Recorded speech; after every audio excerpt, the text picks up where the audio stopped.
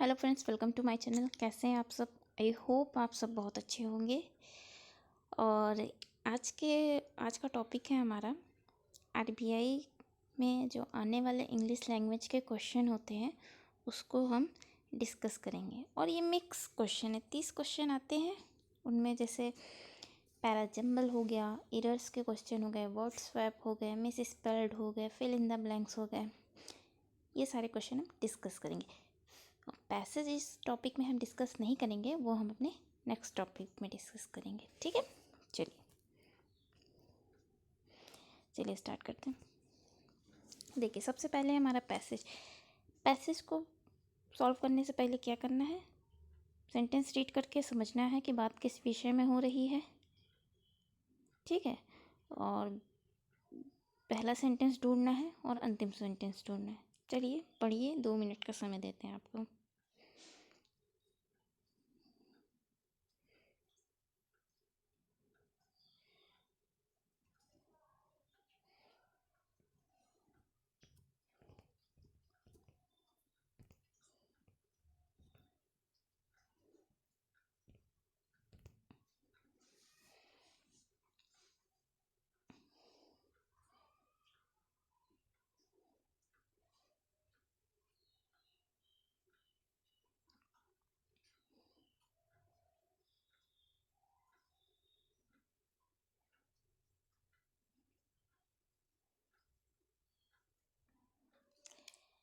ठीक है, चलिए। इसको पढ़ के लग रहा है कि पाकिस्तान और भारत के बीच युद्ध जो हुआ है उससे संबंधित बात हुई है। और बाकी ढाका यानी कि बांग्लादेश की राजधानी है, ये कैसे इसे आज़ाद करा गया उस विषय में बात हो रही है। तो इसमें हमारा पहला सेंटेंस क्या है? चलिए शुरू से पढ़ना शुरू करते हैं। A war began when Pakistan made preemptive air strikes on 11 Indian air station. अच्छा, ठीक है। The war ended when the Eastern Command of the Pakistan military signed the instrument of surrender on December 16 in Dhaka। ठीक है, ये भी पहला नहीं है, पहला वाला भी पहला नहीं है। अब देखिए, the Indo Pakistan War of 1971 was a military confrontation between India and Pakistan that occurred from December 3, 1971 to the fall of Dhaka on December 16 of the same year। तो इससे हमको यहीं पे साफ पता चल रहा है कि यहाँ पे सबसे पहले इंट्रोड्यूस इसने करा दी है कि बात किस बात में हो रही है, द इंडो पाकिस्तान वॉर। ठीक है, तो हमारा पहला सेंटेंस यही होगा। एक मिनट, पेन कहाँ गया?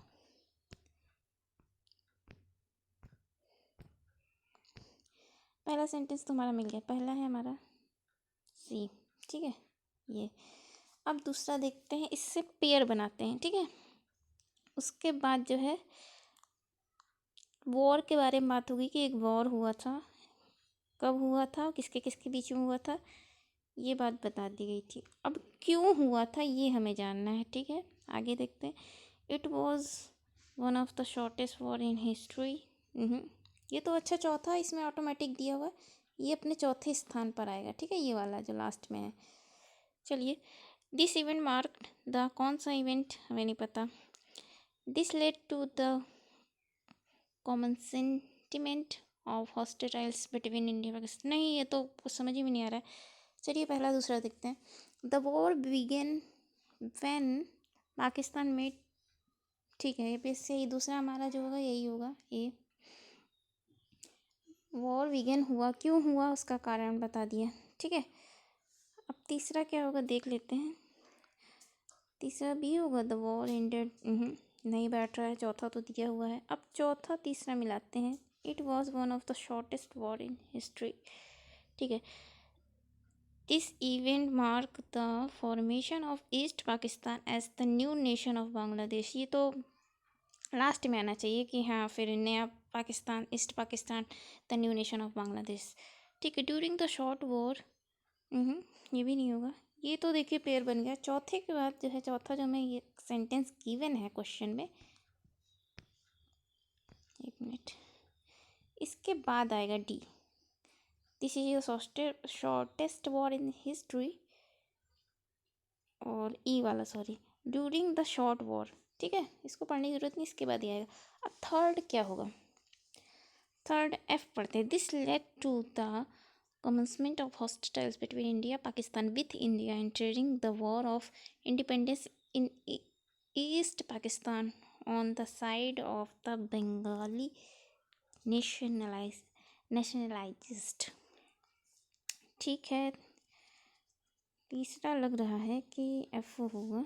एक मिनट, एक यहाँ पे रखते हैं, अगला देखते हैं फिर बनाते हैं। चौथा दिया हुआ है, पांचवा देखते हैं क्या होता है।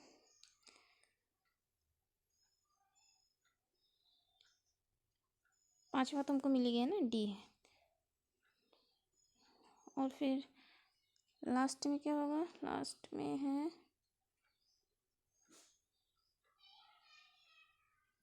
एक मिनट,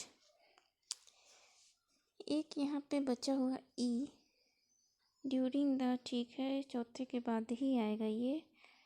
और अब हम आ जाते हैं यहाँ पे, this event mark the formation of east. ठीक है, अब इन दोनों का हमको पेयर बन रहा है। ठीक है, यहाँ पेयर बन रहा है डी और ई का। अब ये बैठाना है कि कौन पहले आएगा।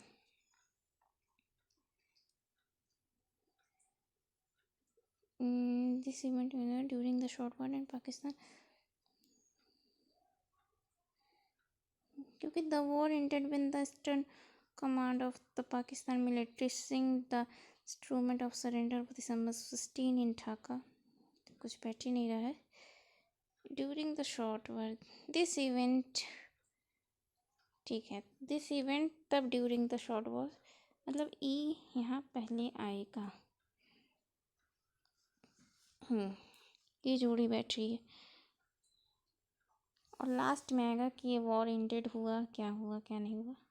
ठीक है, the war ended when the eastern command of Pakistan military Singh the instrument of surrender on December 16 in Dhaka. ठीक है, चलिए ठीक है, ये जो है इस तरीके से सॉल्व किया जाएगा। और बैंक में इसी तरह के रीअरेंजमेंट और पैरा जंबल ऐसे ही आते हैं। ठीक है, जैसे एसएससी सीरियल में ABCD लिख के आ जाता है, एक ही सेंटेंस के 4 भाग कर देता है, लेकिन नहीं, इसमें एक पैराग्राफ के तरीके आता है। और आप ऐसे ही प्रैक्टिस कीजिए, जितना आप जीवन को कठिन बनाएंगे उतनी चीज़ें आसान होंगी, है ना। ठीक है, चलिए अगला देखते हैं। अगला क्या है हमारा, फिल इन द ब्लैंक्स के क्वेश्चन आ गए हैं, पढ़िए। Astronomers have been working about the आ गया, द के बाद क्या आएगा, नाउन। कौन सा पार्ट ऑफ स्पीच आएगा, नाउन आएगा। ठीक है, फाइंड आउट करने की कोशिश कीजिए ऑप्शन देख के। Of the universe expansion for nearly a century, क्या होगा यहाँ पे, देखिए, फेड का मतलब होता है मुरझाना, ये एक वर्ब है, ये तो आएगा नहीं। प्राइस का मतलब होता है कीमत, क्या कीमत लगाएंगे यूनिवर्स की, ना बाबा ना, बिल्कुल नहीं। वेट करेंगे, नहीं। वजन करेंगे, बिल्कुल नहीं। एक्सीलरेट करेंगे, चाल बढ़ाएंगे या गति बढ़ाएंगे, ये एक वर्ब होता है, तो ये तो आने से रहा। बचा हमारा क्या, रेट। रेट का मतलब भाव, दर, मूल्य। Astronomers have been arguing about the rate of the universe expansion for nearly a century. ठीक है, चलिए नेक्स्ट देखते हैं हमारे क्या है। The tourism data dash that Indians are amongst the biggest spenders while on holidays। यहाँ पे कौन सा पार्ट्स ऑफ स्पीच आएगा, द टूरिज्म डाटा सब्जेक्ट है। अब यहाँ पे कौन क्या आएगा, यहाँ पे वर्ब आएगी, राइट, पहचानिए। The tourism data hide the Indians, ये होगा, हाइड मतलब छिपाना, ये एक वर्ब है। ठीक है, लेकिन हाइड यहाँ नहीं सही बैठ रहा है। ठीक है, और क्या करेगा, रिवील, हाइड मतलब छिपाना, रिवील मतलब प्रकाशित करना। जब भी दो अपोजिट वर्ड दिए हों ऑप्शन में, तो उन्हीं में से एक होता है। चलिए आगे देखते हैं, कवर करेगा, टूरिज्म डाटा कवर करेगा क्या क्या करने के लिए? The Indians are amongst the biggest spenders. No. रहस्य बनाएगा? बिल्कुल नहीं। कंसील करेगा, छिपाएगा। यहाँ पे तो इन दोनों का मीनिंग ही सेम हो गया, तो ये नहीं, तो बस यहाँ पे रिवील आंसर होगा। ठीक है, चलिए अगला देखते हैं क्या है। अगला हमारे दे शुड नॉट वॉट। यहाँ पे अब क्या आएगा? हमें मॉडल मिला है। मॉडल का क्या होता है? मॉडल प्लस V1 होता है ना। अब यहाँ पे कोई वर्ब आएगी। ठीक है, चलिए बताइए क्या होगी। देखिए, डिलाइट का मतलब होता है हर्ष, आनंद, खुशी, और ये क्या है? एक नाउन है, आने से नहीं रहा। ठीक है, उसके बाद होता है डिसीव, जिसका मतलब होता है धोखा देना, ये एक वर्ब है। इसके बाद तो डिस्कस्ड, घृणा करना या नाराज़गी, ये एक नाउन है, ये भी नहीं आएगा। प्रोफाउंड का मतलब होता है, ये एक एडजेक्टिव है और इसको कह सकते हैं गंभीर या गहरा। ठीक है, तो ये भी से आने से रहा। वॉइस, ये भी एक एडजेक्टिव है जिसका मीनिंग होता है बुद्धिमान, तो ये तो आने से रहा। तीन ऐसे तो पार्ट्स ऑफ स्पीच से हमारे सारे ऑप्शन कट के बचा हमारा एक ही वर्ब, डिसीव। तो बस यहाँ पे डिसीव आएगा। हमें भले ही मीनिंग नहीं पता है तो क्या हुआ, लेकिन पार्ट्स ऑफ स्पीच के माध्यम से हम एक क्वेश्चन को इजीली सॉल्व कर सकते हैं। अच्छा, डिसीव की मीनिंग क्या होती है? अभी ये बताया था, धोखा देना। दे शुड नॉट डिसीव और नोइंगली मिसलीड पार्लियामेंट और द पब्लिक। चलिए नेक्स्ट पढ़ते हैं। All accent writers dash the essentially warlike character of the Germany। बताइए क्या होगा यहाँ पे? पहले तो बताइए यहाँ पे कौन सा पार्ट्स ऑफ स्पीच है। सब्जेक्ट मिला है, यहाँ पे जो आएगा वर्ब आएगा। ठीक है, पहचानिए। एम्फेसाइज मतलब क्या होता है? जोर देना, किसी बात पे जोर देना, बल देना। ठीक है, ये एक वर्ब है। क्वेश्चन नाउन है, कोई मतलब नहीं। कैजुअल का मतलब क्या होता है? इत्तेफाक से, आकस्मिक, एडजेक्टिव है ये होगा नहीं। आस्किंग मतलब पूछना, कोई all ancient asking not. Provide मतलब जानते हैं किसी चीज़ को प्रोवाइड करवाना, नहीं, ये भी नहीं बैठेगा। All accent writers provide the essentially. तो यहाँ पे एम्फेसाइज, एशियन राइटर जो है emphasize the essentially warlike character of the Germany. चलिए अगला देखते क्या है हमारा। इट इज़ नॉट, यहाँ पे क्या आएगा? It is not. ठीक है, आगे देखते हैं। फिजिबल मतलब संभव या योग्य होना, ये क्या है? एक एडजेक्टिव है। ठीक है, एजुकेटिव मतलब शिक्षाप्रद। ठीक है, और इसके बाद वैल्यूएबल, डिपॉजिट, स्वच्छ। इट इज़ नॉट वैल्यूएबल, नहीं। स्वच्छ का मतलब क्या होता है? नमूना। इट इज़ नॉट स्वच्छ, नहीं। इट इज़ नॉट डिपॉजिट, बिल्कुल भी नहीं। It is not educative, it is not educative to collect income tax on a regular and consistent base. Feasible होगा भाई, यहाँ पे एडजेक्टिव आएगा, तो यहाँ पे फिजिबल का मीनिंग होता है संभव या होने योग्य। इट इज़ मतलब ये संभव नहीं है to collect what income tax on a regular and consistent basis. ठीक है, चलिए नेक्स्ट देखते हैं क्या है हमारा। हेस्टिंग्स डिड नॉट, ठीक है, dash to take upon his own shoulders the whole responsibility of military affairs. क्या आएगा यहाँ पे? देखिए, कंक्लूड एक वर्ब है जिसका मतलब होता है निष्कर्ष निकालना, और इसके बाद एडजुडिकेट का मतलब होता है निर्णय लेना, ये भी एक वर्ब है। हेजिटेट का मतलब तो समझ रहे होंगे, ये एक वर्ब है जिसका मीनिंग होता है हिचकिचाना। डिटरमाइन, ये भी एक वर्ब है जिसका मतलब होता है तय करना, किसी चीज़ को ठानना। और परसिवियर का मतलब होता है दृढ़ रहना, ये भी एक वर्ब है। और यहाँ पे आएगा भी वर्ब, डिड नॉट आया है इसके साथ, ये तो हेल्पिंग वर्ब होगी, अब मेन वर्ब हमें चाहिए ना। अब बताइए यहाँ पे क्या हो सकता है। Hastings did not what conclude, निष्कर्ष निकालना, to take upon his own shoulders, on shoulder पर निष्कर्ष निकालना। एडजुडिकेट निर्णय लेना। Hesitate, Hasting did not hesitate to take upon his own shoulder the whole responsibility, ये लग रहा है कि हिचकिचाते नहीं है, whole responsibility of military affairs. तो हमारा राइट आंसर क्या हुआ यहाँ पे, एक मिनट इसको इरेज करना था, यहाँ पे होगा हमारा राइट आंसर हेजिटेट। ठीक है, चलिए आइए देखते हैं अगला क्या है। in the sentence certain words are in bold and numbered from A to E, which are the possible pairs to be interchanged. Choose the pair of words that need to be interchanged to make the sentence grammatically correct and meaningful. Word swap आ गया है, बताइए क्या होगा। Like Paris, many cities across Europe limit traffic, reduce speed, restrict and subsidize public transport during severe smokes। बताइए क्या होगा। देखिए यहाँ पे like Paris many cities across Europe limit traffic,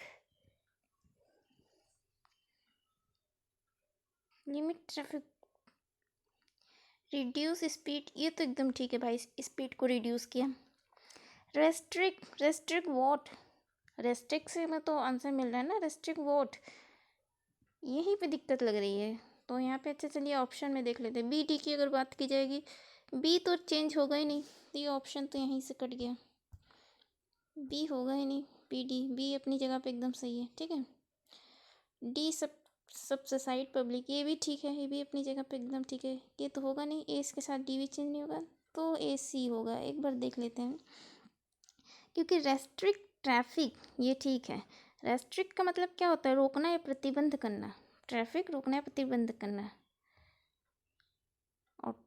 और लेकिन लिमिट ट्रैफिक ये नहीं समझ में आ रहा है, रेस्ट्रिक्ट रोकना या प्रतिबंध करना, यहाँ पे ये ठीक है, तो यहाँ पे ए और सी में चेंज होगा। चलिए ठीक है, अगला देख लेते हैं क्या है हमारा। He had often told them how foolish they were to be always heed, but they kept on and paid no quarreling to his words। बताइए यहाँ पे क्या होगा।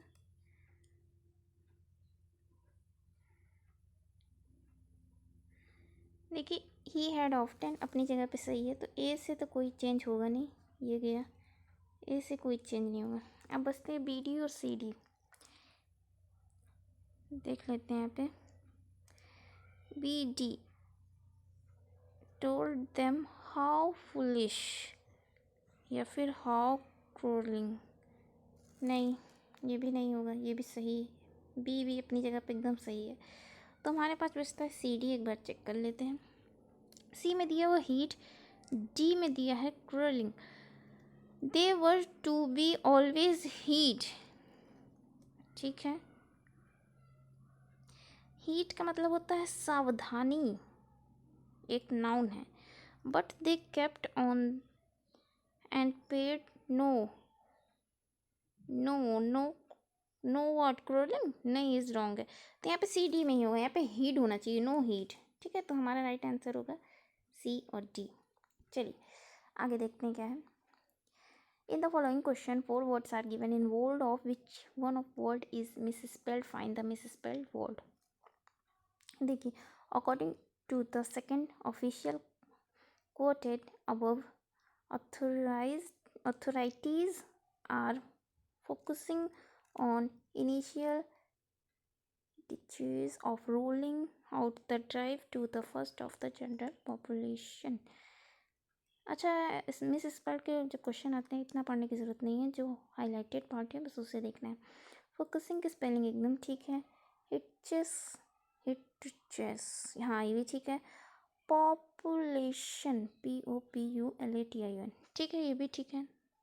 और ऑथर, ऑथर तो ठीक है, ऑथोरिटीज यहीं पे ही रॉन्ग है, क्योंकि ऑथर में यहाँ पे होगा AUTHOR होता है ना, कि AUTHOUR कहाँ होता है, बस यहीं पे रॉन्ग है, ठीक है। तो क्या गलती है, ए में गलती है। चलिए अगला देखते हैं। इनविसेज, और क्या है, डिटरेंस, स्ट्रेटेजिक और डिस्यूट। इनविसेज एकदम ठीक है। डिटरेंस, रेंस ये भी ठीक है। स्ट्रेटेजिक एकदम ठीक है। डिस्यूट, डिस्यूट, DCUUE क्यों लिखा है यहाँ पे, हमारा पार्ट डी गलत है, UE नहीं होता है कभी। डिस्यूट, यूड एक ही साउंड आ रही थी यहाँ पे, ए होना चाहिए। राइट स्पेलिंग क्या होगा, DISSUADE, ना कि UEDE, ठीक है। चलिए नेक्स्ट देखते हैं हमारा क्या है। His fine character and conscience earn him universal respect and confidence, बताइए क्या होगा। यहाँ पे तो सामने ही दिख रहा है, कॉन्फिडेंस स्पेलिंग ये कहाँ होती है, कॉन्फिडेंस होता है ना, CONFIDENCE है। आई यहाँ क्या कर रहे हैं, तो यहाँ पे डी पार्ट हुआ। अगला देख लेते हैं। कोडपेडेंसी, बिहेवियर ये भी ठीक है। एक्सेसिव, हाँ ठीक है। अनहेल्थी, HELTHY ठीक है, यहाँ पे भी ठीक है। क्या यहाँ पे नो एरर होगा, यहाँ पे देखते कोड पेन। डेंसी क्या होता है, डेंसी थोड़ी ना होता है, डेंसी होता है ना, यहाँ पे DENCY होगा, ठीक है। चलिए नेक्स्ट देखते क्या है।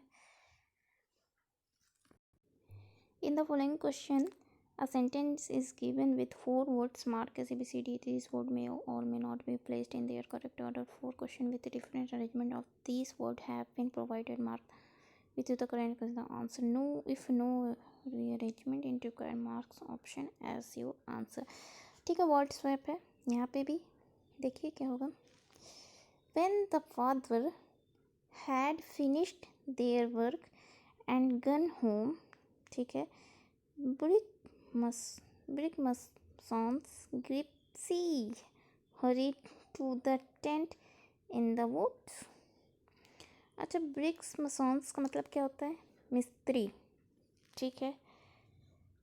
तो ये मिस्त्री ग्रिप्सी हरिट किस बात की जल्दी में था, और मिस्त्री और फादर अपना क्यों काम फिनिश करके घर क्यों जा रहा है फादर, और ब्रिक्समैन टेंट इन बूट्स, बस यही इन दोनों में ही कुछ लग रहा है, AB में। तो यहाँ पे क्या होगा, AC देख लीजिए क्या होगा। When the hurried word गलत हो गया। When the Bricksmans had finished their work and had gone home, हरिड ग्रिप्सी थोड़ी ना होता है, ये गलत हो गया। तो हमारा आंसर यहाँ पे यही होगा, ठीक है। अब ये क्या है, fill in the sorry years के क्वेश्चन है। 3 jawans of district reserve guard were killed while 10 others were injured in an IED blast on Tuesday. Which part is incorrect or not? 3 jawans एकदम ठीक है, और डिस्ट्रिक्ट के रिजर्व गार्ड ठीक है, वर एकदम ठीक तरीके से ये 3 जवान्स के लिए। किल्ड ठीक है, पैसिव चल रहा है यहाँ पे। वॉइल 10 अदर्स, 10 के लिए अगला जो भी नाउन या प्रोनाउन है प्लूरल फॉर्म में होगा, ठीक है। इंजर्ड ठीक है। इन एन आर्टिकल भी सही लगा हुआ, क्योंकि वोबल साउंड आ रहा है, आई से आ रहा है ना, लास्ट ऑन भी प्रीपोजिशन ट्यूसडे के लिए सही लगा है, तो फिर यहाँ पे नो एरर है। ठीक है, अगला देखते हैं। When it comes to playing cricket Amisha is better than कहाँ होता है, बेटर दैन होता है ना, यहाँ पे बी होगा।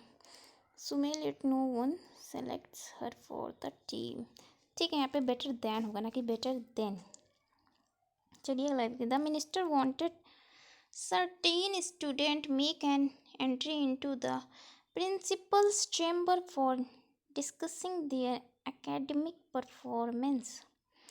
देखिए यहाँ पे सर्टेन वाला बहुत ही अच्छा रूल है। एक देखिए सर्टेन होता है, एक असर्टेन होता है। सर्टेन जो होता है वो प्लूरल नाउन फॉलो करता है, लेकिन जो असर्टेन होता है वो सिंगुलर नाउन फॉलो करता है।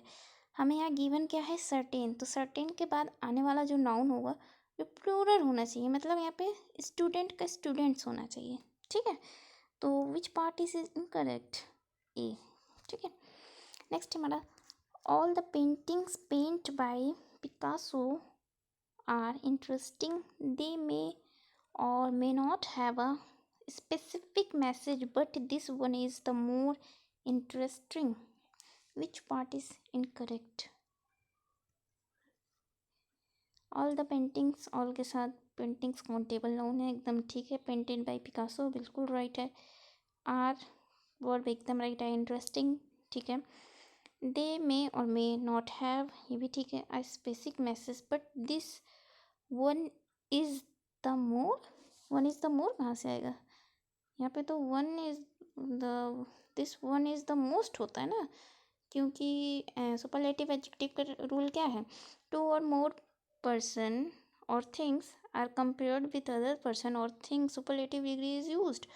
so यहाँ पे most होना चाहिए ना, ये comparative degree यहाँ क्या कर रही है। ठीक है, तो पार्ट डी हमारा रॉन्ग हुआ। क्या है अगला, क्या है, ये भी रस का ही क्वेश्चन है। My father is thinking that I should learn a foreign language so that I can study abroad. बताइए यहाँ पे क्या होगा, माई फादर इज थिंकिंग। अच्छा, जो थिंकिंग वर्ब है ये कैसी वर्ब है, स्टेटिव और स्टेटिव वर्ब है। ठीक है, और ये इसका कहने का मतलब सिंपल सा ये है, ये अपने कॉन्टिन्यूस फॉर्म यानी कि आईएनजी फॉर्म में नहीं आती। इस तरह कई वर्ब हैं, थिंकिंग हो गया, लाइक हो गया, और भी वर्ब है, वर्ब के चैप्टर में हमने आपको पढ़ाया है, थ्योरी ज़रूर देखिएगा।